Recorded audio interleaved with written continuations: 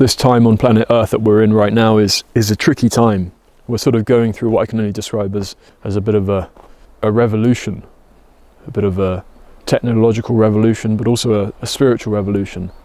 And what I mean specifically by that is we have this new invention called AI, and AI is being presented as this sort of new piece of technology that's going to save humanity. It's going to change everything. It's going to change the future of humanity. But if you understand history and you understand how technology has been utilized, you realize that usually it's the very few at the top that benefit from these sorts of technologies. And I truly believe that AI is going to be something that will create enormous division. It's going to create huge amounts of separation, financial separation between the haves and the have-nots. And it's going to vaporize the majority of people's jobs. Most people will lose their jobs. And we're then going to be in a sort of a tricky predicament, because people will become redundant. They will become what I can only describe as a part of the useless class. They won't have utility in the eyes of the system, in the eyes of the culture. And that's a scary place to be, because we all have utility. We all have something special within us that is waiting to be expressed. But very few of us have been given the opportunity to discover our unique expression, our unique voice, our unique abilities, our unique love expression. And I only want to sort of encourage you to say that the world is in a strange place. The world is in a very fearful place. There's a lot of insecurity in the world with regards to work and with regards to finances. But I can only encourage you to realize that this is all you. I'm you. I'm a reflection of you. I'm a sort of an individuated aspect of you that is appearing to be separate to you, but I'm you. All is one. All is the creator experiencing itself. And so what I mean by that is that you have to sort of see through the Maya. You have to see through the illusion. You have to see through the false projection illusion that is being presented to us, that we're all separate and that we've all got to have jobs and we've all got to earn money and that we've all got to be a certain way and speak a certain way and dress a certain way and behave a certain way. But I encourage you to just feel into your heart, feel into who you are, into what it is that you are at your highest degree, at your core. And what you are at your highest degree and what you are at your core is that you're an individuated aspect of the creator experiencing itself. You have the ability to sort of co-create. That's what this aspect of the creation is. This aspect of the creation is an opportunity to co-create. And in this aspect of the creation, there is what I can only describe as a virus, as a mind virus that has taken over all of us. It's infected each and every one of us. And this virus is false. It's an illusion. It's a projection. And this virus is what I can only describe as Satan or satanic. It's an energy that's trying to be separate from the creator, from the oneness. And in the Bible, in the Quran, in the Torah, it will describe Satan in a specific kind of way. But all that energy is it's false. But it's something that only has power if you give it power. So you have to choose as a divine expression, because that's what you really are. I really believe that the human being is what I can only describe as a divine celestial being. We're just ignorant to that. We think that we're just humans. We think that we're these sort of monkeys that have evolved, but we're so much more than that. We're so much more special than that. We're literally like these little co-creator beings that have a divine spark within us, have the soul within us. And we have the opportunity to express this divine energy, this divine expression. And God has given us the opportunity to choose. God has given us the ultimate responsibility of choosing to co-create, to choosing to make choices, choosing to express either love or fear. And that is responsibility, because at the end of the day, if you decide to vibrate in a fearful state, if you decide to vibrate in what I can only describe as satanic energy, which we all do, we all express that energy, some of us more than others. And I'm not saying that literally we're all in this sort of satanic cult and we're sacrificing babies and children to Satan, but when we vibrate in the separateness and we choose to see this person walking down the street or the person I'm speaking to as separate, we become disconnected from our divine connection, our divine source. And we all have within us a connection to God. So your job, your opportunity, your act of service is to rebel from that satanic energy. Is to not be bound by the false illusion projection of separateness. It's to realize that all of this is you at sort of the highest degree. This is all you, and I'm here saying this to help you wake up. So wake up is all I can say. Realize how important you are. Realize how special you are. And even though the culture tells you you're not special, and it does that on purpose, it's trying to disconnect you more and more. Because when you're disconnected from your connection to source and your connection to the oneness, you become a better consumer. You feel like you have a hole inside of you. You feel like you need to fill your hole with the physical world, with the mundial, the mundane, whether it's alcohol or sex or Netflix movies or food, sugar, whatever your numbing thing is. The only way that they can get you to spend money is by being disconnected, by being unhappy. So I can only encourage you to see it for what it is. Realize that this game, this virtual reality game we're playing, the ultimate virtual reality game we're playing, life, is a game, really. That's what it is at the highest level. And you're co-creating in this game. God has given you the opportunity with your sort of virtual reality character, your avatar in this physical body. It's given you the opportunity to co-create, to choose, to either sow yourself into a deeper and deeper, darker co-creation, which I think they would just describe that as hell in the Bible or in the Quran, right? Or to express something at a high level, love, at the love degree, which we would describe as heaven. And I really believe that when in these sort of religious texts they talk about going to heaven or going to hell, in my opinion, all that is that you've been given the ultimate responsibility by God, by being a co-creator being, that whatever it is that you do, however you vibrate in the world, however you choose to vibrate, however you choose to co-create, that's what's going to get given to you.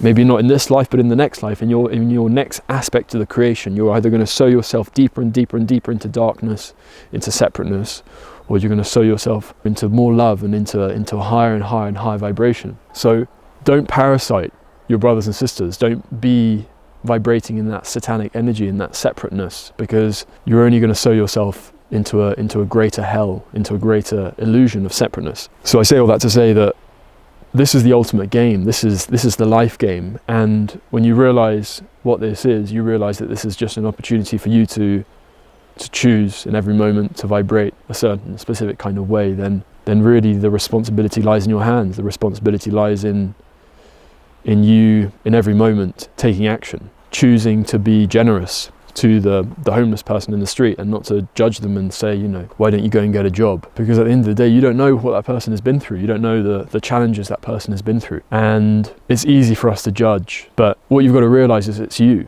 So would you want someone to judge you? Would you not want someone to be compassionate and loving towards you?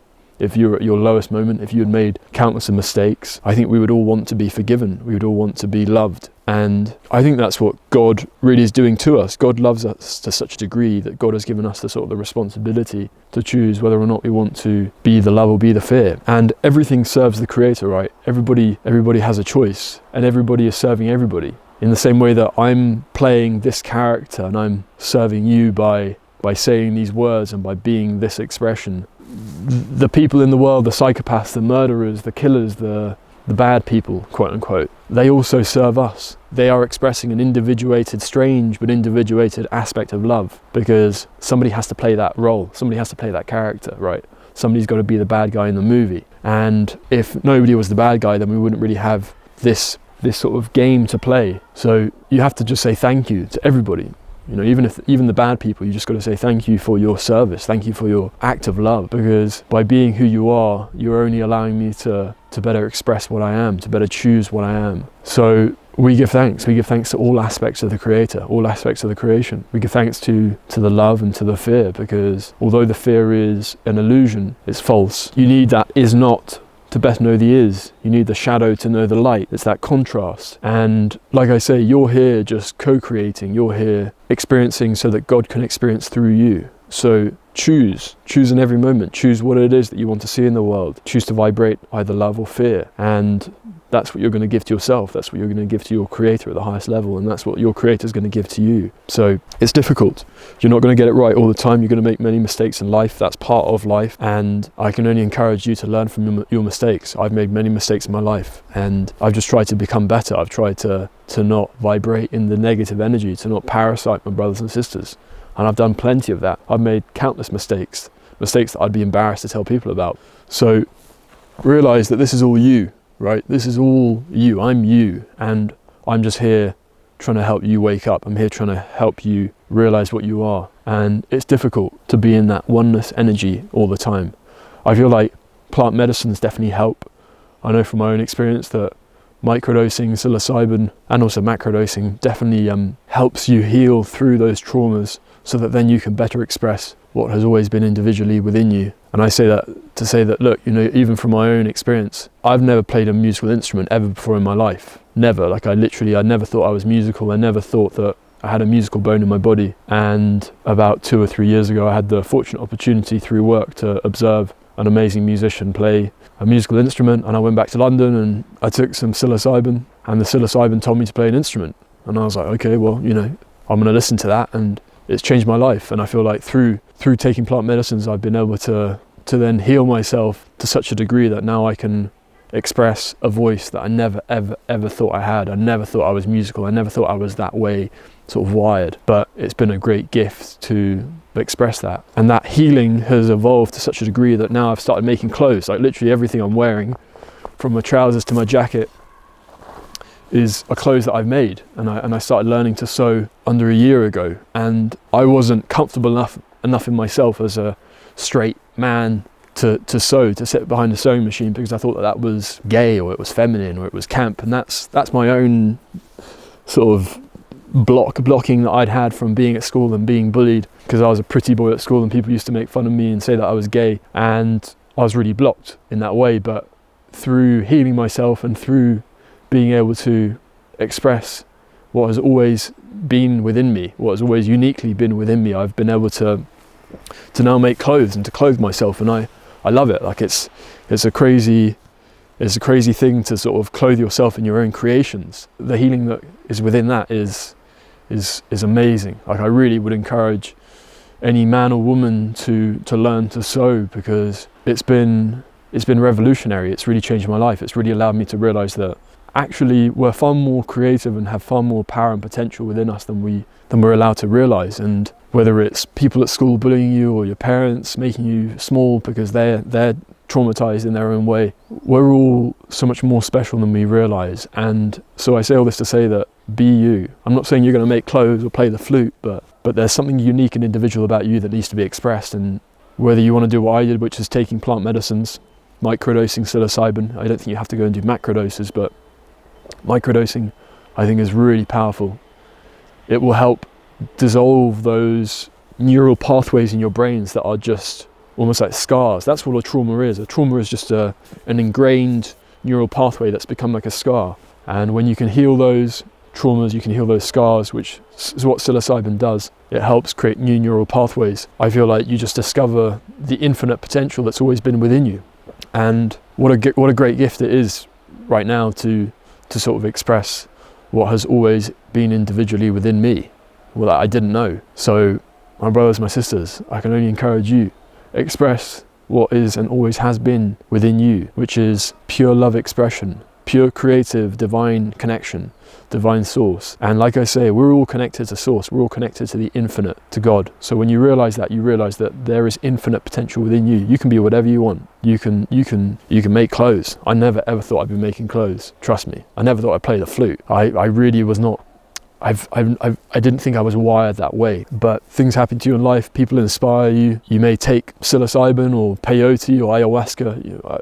I've not done ayahuasca, I've done peyote. I found peyote to be very transformative, but I can only encourage you, do it with the right intention and do it in the right environment. Don't do it in a party setting. Do it with the intention to heal, to be transformed, because that's what those medicines want to do. They don't want to be abused. They don't want to be treated like some sort of escape or some party drug. Respect the medicine and it will respect you. So my brothers, my sisters, I can only encourage you to be what you've always been, what you've always infinitely been, and express your love, express your light, because we need it. The world needs you to express your love and your light now more than ever. So with that being said, we give thanks to the infinite, merciful creator who is giving us this incredible opportunity. We give thanks to Source. We give thanks to one another. I give thanks to you for listening to me. Blessings to you wherever you are in the world. And my brothers and sisters, I'll see you on the other side very soon.